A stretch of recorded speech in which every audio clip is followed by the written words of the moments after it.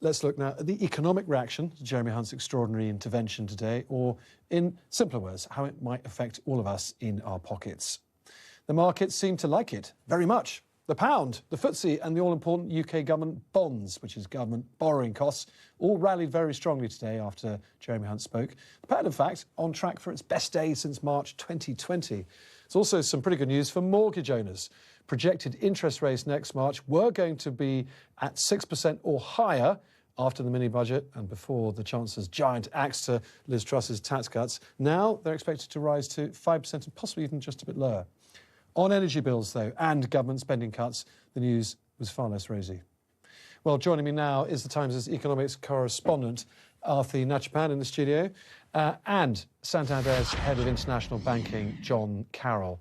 John and Arthi, very good to see you. Arthi, let me come to you first. The Chancellor certainly seemed to have bought himself market stability today, which, of course, what it was all about. But there will be a price to pay, and it looks like it's going to start with the majority of us certainly having to pay an awful lot more on our energy bills from next April onwards.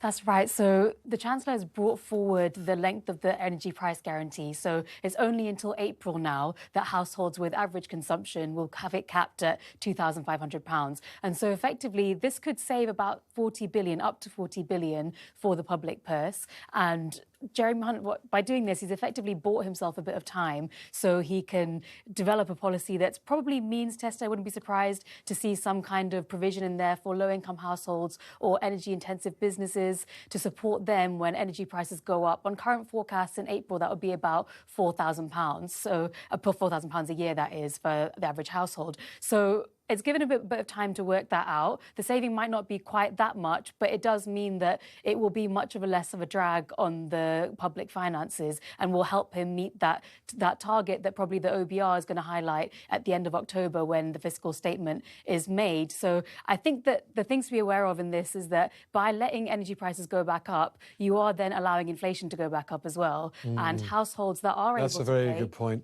Right, and households that are able to pay even the increase, they'll have less disposable income, and it might prolong an economic downturn, which a lot of economists were hailing the intervention for shortening the recession that we're likely to go into or making it more shallow. This might prolong that economic downturn that we're definitely likely to see over the next few months. John, let me come to you. That news on energy prices affects businesses too, because their bills won't be paid as the government had previously promised either.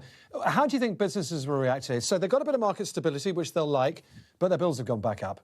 Look, I think if you ask the retailer who was relying on the duty-free tax relief, I think if you ask the pubs who are hoping for a better deal on alcohol taxes, and obviously many corporates were mentally banking that difference from the 25p to 19p tax difference. I think they'll be disappointed. But the one thing which corporates absolutely hate is uncertainty.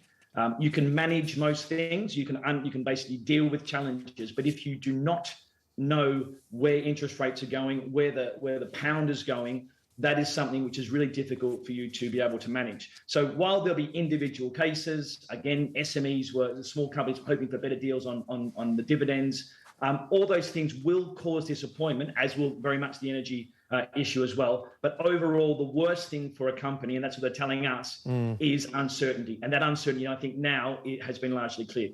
OK, well, they certainly have certainty on higher energy bills. I accept your point. Briefly, John, we've had 3 weeks of outright market turmoil now that's brought us very close to financial catastrophe. Is that now over?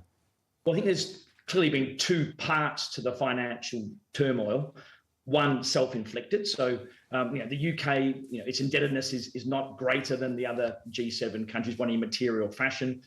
Its energy impact is often less than some of the European countries. And it's not been the only country to be generous in energy support. Germany particularly has been quite generous. It has been the only country which has sought to actually finance this with a reduction of taxes. So I think that's the big difference. I think that part of the market crisis, I think, is under control. Okay. But obviously there are external factors, not least what's happening in Ukraine, which will continue to cause concern. All right. And Arti, finally back to you.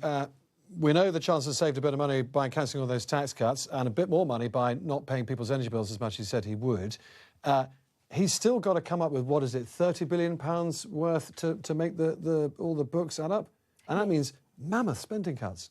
Definitely. There's two ways to do it. One would be tax rises, which would directly go against Liz Truss's promise. And the other, which is also already trailed, is the quote-unquote efficiencies or spending cuts that are yet to come. The issue here is the main areas of spending for the government are quite squeezed, or pensions, for example, are bound by the triple lock system that the government would struggle to not return to.